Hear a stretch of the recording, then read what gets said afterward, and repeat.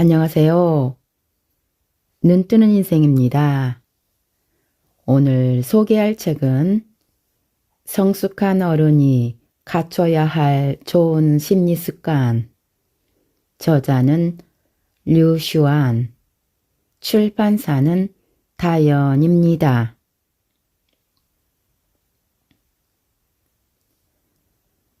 친구가 많아도 여전히 외로운 이유. SNS를 열어 매일같이 오늘 가진 친구와의 모임이나 내일의 약속 등을 공유하는 사람들이 부러워하실 때가 있을 것이다. 친구 많아서 좋겠다. 이 사람들은 외로울 틈도 없겠지. 하지만 정작 그들에게 물어보면 의외의 답이 나올지도 모른다. 그렇다. 그저 함께 식사를 할 사람을 찾자면 스마트폰에 저장된 연락처를 뒤적여 얼마든지 약속을 잡을 수 있지만 그럼에도 그들은 여전히 외롭다고 말한다. 친구는 많지만 마음을 터놓고 얘기할 사람이 없다면서 말이다. 친구도 많다면서 외롭다는 푸념을 늘어놓다니 배부른 소리 아닐까? 현대인들에게 공통적으로 나타나는 현상 중에 다 함께 홀로라는 것이 있다. 함께 모여 있지만 제각각 스마트폰을 들여다보느라 서로 교집합을 이루지 못하고 사실상은 모두 따로따로인 상황을 일컫는 말이다. 다 함께 홀로 현상은 출퇴근길 지하철에서도 심심찮게 목격된다. 빠른 걸음으로 서로를 스쳐 지나가지 않으면 이어폰을 귀에 꽂고 저마다 감각 절연체가 되어버리기 때문이다. 도시 인구는 계속 증가하는데 사람들 간의 거리감은 조금도 좁혀지지 않았다. 인간의 문명이 오늘날까지 발전해 오면서 지금처럼 혼잡하면서도 교집합이 없이 존재하는 상태는 또 처음일 것이다.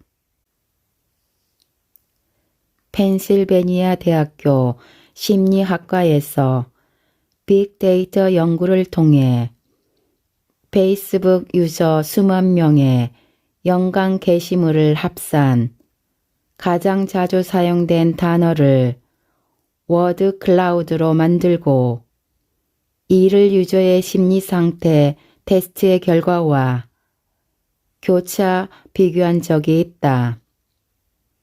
그 결과 유저의 심리 상태에 따라 자주 사용하는 어휘에 차이가 있는 것으로 드러났는데 이중 우울증과 가장 연관된 깊은 단어는 바로 언론이었다.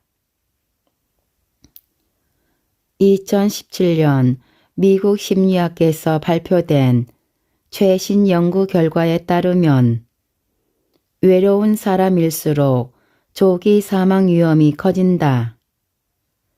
외로움이 우리의 건강과 수명에 미치는 부정적인 영향은 이미 비만과 별 차이가 없을 정도다. 이 기세라면 외로움이 우리 사회의 건강을 위협하는 가장 위험한 요소 중 하나가 될 전망이다. 그렇다면 우리는 왜 친구가 많아도 외로움을 느끼며 또 왜 함께 있으면서도 여전히 홀로인 것일까? 이는 어쩌면 우리가 자신 곁에 있는 친구들이 내가 원해서 사귄 친구가 아니라고, 혹은 자신의 이상과는 거리가 있다고 생각하기 때문인지도 모른다. 때때로 우리는 인연의 정도로 우정의 깊이를 판단하기 때문이다. 대화가 잘 통하고 항상 보고 싶은 사람은 자신과 인연이 깊다고 생각하는 반면, 대화가 뚝뚝 끊기고 아무래도 어색함이 느껴지는 사람과는 딱히 인연이 없다고 생각하는 것이다. 하지만 우리가 소울메이트의 기준을 너무 높게 잡아 외로움을 느끼는 것일 수도 있다. 물리적 거리나 외적 현실에서 비롯되는 외로움이 아니라 내적 친밀감과 소속감에서 비롯되는 외로움일 수 있다는 소리다. 믿기 어렵겠지만 심리학 분야에서 외로움이라는 문제를 연구하기 시작한 지는 얼마 되지 않았다. 최근에서야 비로소 외로움과 개인의 대인 관계망 사이의 관계를 토론하기 시작했다. 심리학자들은 인간이 외로움을 느끼는데 친구의 많고 적음이 그리 큰 문제가 없다고 말한다.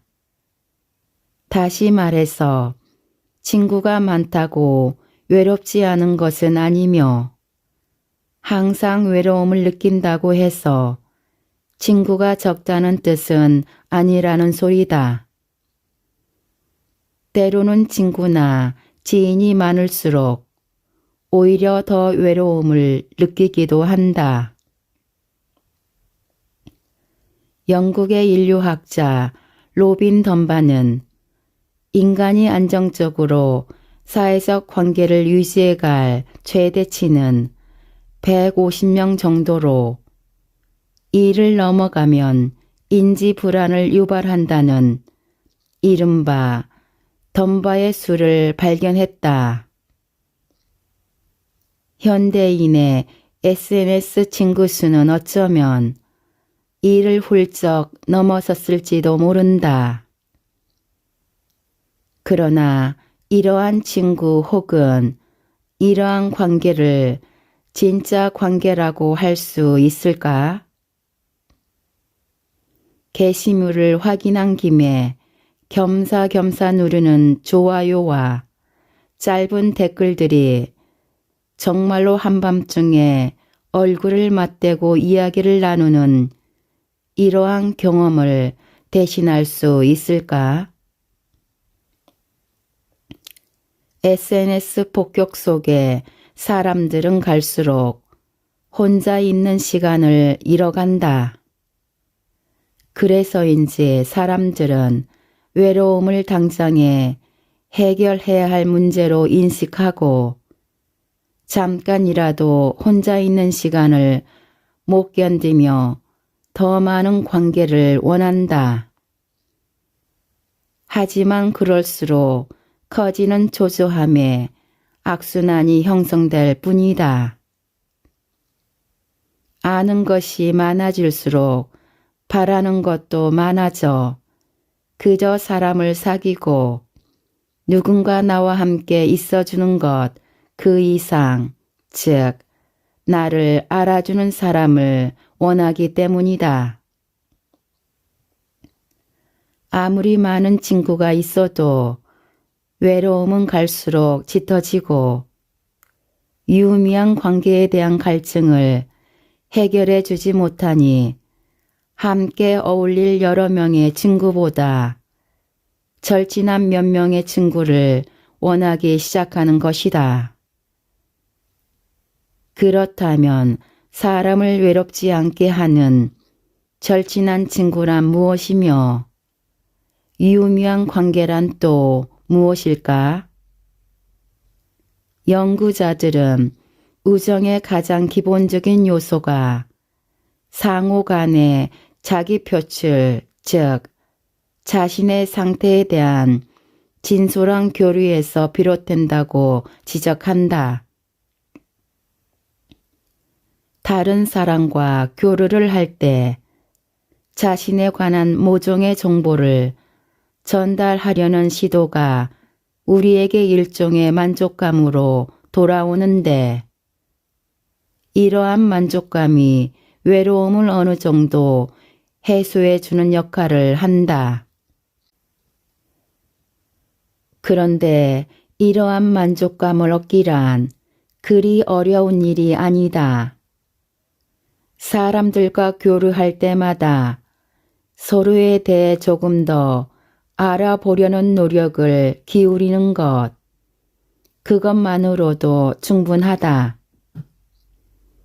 유의미한 교류는 서로를 이해하려는 시도에서 시작되며 이는 강요가 아닌 끊임없는 자기 표출을 통해서만 이루어질 수 있다. 그런 까닭에 친구가 많다고 해도 서로에 대해 아는 것이 많지 않거나 함께 어울리기는 하지만 서로의 생활이나 취향, 성격에 대해 알려하지 않고 그저 즐기기만 한다면 자연스레 외로움이 싹틀 수밖에 없다. 반대로 친구가 단 한 명뿐이더라도 그의 근황에 관해 속속들이 알고 있고 상대 또한 나를 깊이 이해하고 있다면 외롭다는 생각을 잘 하지 않게 된다. 그러니 다 함께 있어도 외로운 상황에 힘겨운 순간이 온다면 외로움은 외향적 성격이 아닌 유의미한 교류와 더 직접적인 연관이 있음을 상기하라. 그런 다음 자신이 어떻게 인간관계를 대하는지를 되돌아보라. 사람들을 쌀쌀맞게 대하고 반응도 잘 해주지 않으며 방어적으로 굴면서 친구가 별로 없어 외롭다는 말을 항상 입에 달고 살지는 않은가? 타인에게 나의 근황을 공유한다면서 부정적인 푸념만 늘어놓지는 않았는가? 자신의 이야기를 늘어놓느라 상대의 이야기를 무시하지는 않았는가? 말을 많이 하는데 이를 이해해주는 사람이 없어 외롭다고 생각하지는 않았는가? 어쩌면 다 함께 홀로가 주는 고통을 해결할 방법은 하나일지 모른다. 바로 타인을 이해하고자 끊임없이 노력하는 것이다. 수시로 타인의 근황을 묻고 자신의 근황도 공유하여 서로 간의 비밀을 줄이고 적극적으로 유의미한 교류의 기회를 만들어라. 외로워지기 싫다면 먼저 자신의 마음을 열어야 한다. 나를 즐겁게 만드는 일에 촉각을 곤두세워라. 당신은 이런 상황에 처한 적이 있는가? 좀 전까지만 해도 왁작지껄 이야기를 나누던 친구들이 내가 지나가자 갑자기 조용해지더니 소곤소곤 귓속말하기 시작하고 이따금 이상한 눈빛으로 나를 훑어보고 이때 당신은 무슨 생각을 했는가? 지금 누구 얘기를 하는 거지? 내 옷에 뭐가 묻었나? 나를 깜짝 놀라게 할 뭔가를 준비하는 중인가? 라고 생각했는가? 아니면 뭐야, 날 따돌리는 거야? 내 흉을 보나? 내가 뭘 잘못했나? 라고 생각했는가? 이런 상황에 처한다면 당신은 어떻게 행동하겠는가? 그냥 모른 척 자리를 피하겠는가? 아니면 끓어오르는 분노에 당장이라도 상대에게 달려가 야, 너희가 대놓고 나 따돌리는 거 신경 쓰이거든 이라고 따져 말하겠는가? 만약 부정적인 감정이 이후의 생활과 어떤 일에 대한 결정과 인간관계를 대하는 방식에까지 영향을 미쳤다면 사람과 사람 사이의 믿음에도 문제가 생길 수 있다. 그러나 또 다른 가능성은 없을까?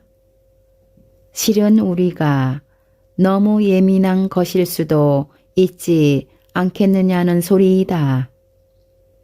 어쩌면 그들은 나를 쳐다본 게 아닐 수도 또 내 이야기를 한 게 아닐 수도 있지 않을까? 실제로 이러한 심리적 이상 상태를 일컬어 과민 반응이라고 한다. 대인 관계에 대한 과민 반응이 있는 사람은 사람과 사건, 사물에 대해 특히 예민하다. 그들은 세심하고 눈치 빠른 사람으로 비치기도 하지만 때로는 너무 예민한 나머지 대인 관계에서 발생하는 여러 신호를 오판하기도 한다. 흥미로운 점은 이들이 쉽게 알레르기 질환에 걸리며 주의력 결핍 및 과잉 행동 장애와도 어느 정도 연관이 있어 보이는 상황을 만들어낸다는 사실이다. 어떤 이들은 소위 거부 민감성을 지녀 타인이 자신을 거부하는 것에 유난히 신경을 쓰기도 한다. 이런 사람들 역시 대인 관계에서 나타나는 상황들을 확대 해석해서 다른 사람들이 자신을 따돌리고 있다고 생각하지만 실은 그렇지 않은 경우가 많다. 대인 관계에 대한 과민 반응은 우울증을 일으키기도 하는데 이 인과관계는 역으로 볼 수도 있다. 데이터에 따르면 40%에 육박한 우울증 환자들이 비전형 우울증을 앓고 있으며 이러한 우울증은 대인관계에서 장기간 배척을 당한 경험에서 비롯된다고 한다. 예컨대 학원 폭력과 따돌림을 당한 학창 시절의 경험이 이후 대인관계 장애를 초래해 관계에 지나치게 민감한 사람으로 변모시킨다. 대인관계에 민감한 사람은 사람을 사귀고 함께 어울리는 것에 항상 초조함과 불안함을 나타낸다. 자신이 무슨 말 실수를 해 타인에게 비난을 받거나 거부를 당할까봐 지레 겁을 먹고 사람들과의 교류에 소극적인 모습을 보이거나 아예 회피하기도 한다. 이러한 현상은 무언가를 공유하고 공헌해야 하는 자리에서 특히 두드러진다. 그들은 진솔한 감정을 나누려 하기보다는 우물쭈물 말을 얼버무리거나 스마트폰으로 수시로 상대의 SNS를 확인하며 언젠가 상대가 자신을 차단하거나 친구에서 삭제할까봐 두려워한다. 대인관계에 민감한 사람은 보통 수줍음이 많다.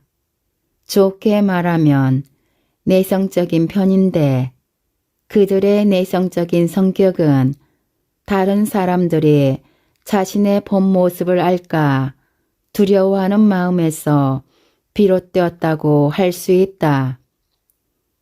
그들은 사람들이 진짜 자신의 모습을 알고 나면 자신을 비난하리라 생각하기 때문이다. 이는 자신감과는 별개의 문제다. 꼭 자신감이 없어서라기보다는 상대에게 비난받을 위험에 대해 더 민감하게 반응한 결과일 뿐이니까 말이다. 대인관계에 민감한 사람이 성격적으로 냉담하고 내성적인 경향을 보인다는 사실은 인격에 관한 일부 연구 결과를 봐도 알 수 있다. 연구 결과에 따르면 대인관계에 민감한 사람은 관계에 관한 정보에 특히 주의를 기울이는 것으로 나타났는데 그 중에서도 자신과 좋지 않은 과거가 있었던 사람에 관한 정보에 특히 예민한 모습을 보였다. 예컨대 어떤 친구가 나를 배신한 적이 있다면 이후 대인 관계에서 배신과 관련한 징조에 촉각을 곤두세우는 모습을 보였다. 매일 메시지를 보내 자신의 일상을 공유하던 친구가 언젠가부터 자신의 SNS 게시물에 좋아요도 잘 누르지 않는다며 연연하는 식으로 말이다.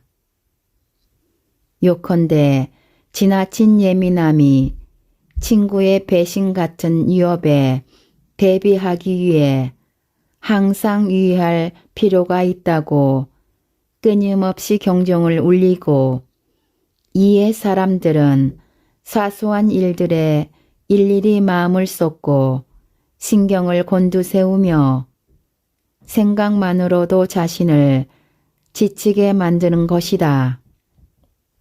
그렇다면 대인관계에 민감한 사람들은 어떻게 이러한 심리적 장애를 극복할 수 있을까? 심리학자 엘리노어 그린버그는 8가지 방법을 제안하는데 나는 이를 예민한 사람이 맞이할 수밖에 없는 관계적 사실이라고 부른다. 대인관계에 민감한 사람이라면 다음의 내용이 귀에 거슬릴 수도 있을 것이다. 하지만 절대적으로 진심에서 우러난 조언이니 마음속에 새겨두고 수시로 상기해 보라. 그러면 부정적인 감정들을 조금은 누그러뜨릴 수 있을 것이다. 첫째, 다른 사람과 이야기를 나누기에 앞서 먼저 자기 자신에게 용기를 불어넣으며 너는 멋져. 다른 사람들이 충분히 좋아할 만한 사람이야 라고 끊임없이 자신을 상기시켜라. 그러면 이야기를 나누게 되었을 때 부끄러움과 긴장감이 한결 덜해질 것이다. 둘째, 다른 사람과 이야기를 나누는 것이 두려운 이유는 타인의 생각을 지나치게 신경 쓰기 때문이다. 그러니 내 주변에 있는 모든 사람의 말 한마디, 눈빛 하나에 일희일비하며 사는 건 너무 피곤한 일이 아닌지 스스로 자문해 보라. 사실 우리는 다른 사람들의 생각에 일일이 신경을 쓰며 살아갈 필요가 없다. 셋째, 다른 건 몰라도 다른 사람의 행동이나 말에는 신경을 끌 수 없는 사람들이 있을 것이다. 하지만 다른 사람의 행동이나 말이 당신을 향한 것이라고 어떻게 장담할 수 있겠는가? 어쩌면 그는 당신을 봐서가 아니라 햇빛에 눈이 부셔서 잠깐 눈을 찌푸렸을 수도 있고, 또 어쩌면 그가 원래 직선적인 사람이라 누구에게나 그렇게 행동할지도 모를 일이다. 상황은 당신이 생각하는 것과 정반대일지도 모르니 쓸데없이 상상의 나래를 펼칠 필요는 없다. 넷째, 말 실수로 지적을 받았더라도 이를 확대 해석하지 말라. 솔직히 사람과 사람 사이의 관계에서 비난을 받거나 무시를 당하는 일은 비일비재하다. 때로는 별 생각 없이, 또 때로는 당신을 위해서 그러기도 한다. 상대가 보여준 행동의 배후에는 선의가 깔려 있을지도 모를 일이다. 다섯째, 어쩌면 당신의 추측대로 상대가 정말 거울로 당신을 괴롭히고 공격하고 있을지도 모른다. 하지만 당신이 알아야 할 것이 있다. 모든 사람의 삶이 나를 중심으로 돌아가지는 않으며 내가 진정으로 타인의 중심이 될 수도 없다는 사실이다. 사람과 사람이 함께할 때는 엇박자가 날 수도 있는 법이다. 여섯째, 대개 사람들은 당신이 아닌 어떤 일을 겨냥하고 있을 가능성이 크다. 그들은 인신공격을 하지 않고 그저 일에 초점을 맞추었을 뿐이니 이를 마음에 담아둘 필요는 없다. 일곱째, 초조함과 불안함 때문에 타인과의 공유를 꺼리고 이 때문에 좋은 인연을, 좋은 기회를 놓친다면 너무 아깝지 않을까? 여덟째, 앞에 7가지 모두를 실천에 옮기지 못할 수도 있다. 그렇다면 타인의 입장에서 그들이 왜 나를 그렇게 대하는지, 내게 고칠 부분은 없는지를 생각해 보라. 그리고 다음부터는 그의 주의를 기울여 고치도록 노력하면 된다. 마지막으로 인생의 목표가 무엇인지를 수시로 떠올리며 자신이 이루고자 하는 일 또는 인간관계에 조금 더 주의를 기울여 보자. 그렇게 자신의 주의를 돌릴 수 있는 일, 자신이 완전히 몰입할 수 있는 일을 해보는 것이다. 자신을 즐겁게 만드는 일들에 조금 더 시간을 할애하고 조금 더 주의를 기울이다 보면 인간관계 때문에 고민하고 시기하고 곤욕스러워할 시간이 없어질 것이다. 대인관계에 대한 예민함이 가져다 주는 걱정들을 극복하고 싶다면 먼저 자신의 삶에 조금 더 친절해지는 것부터 시작하자.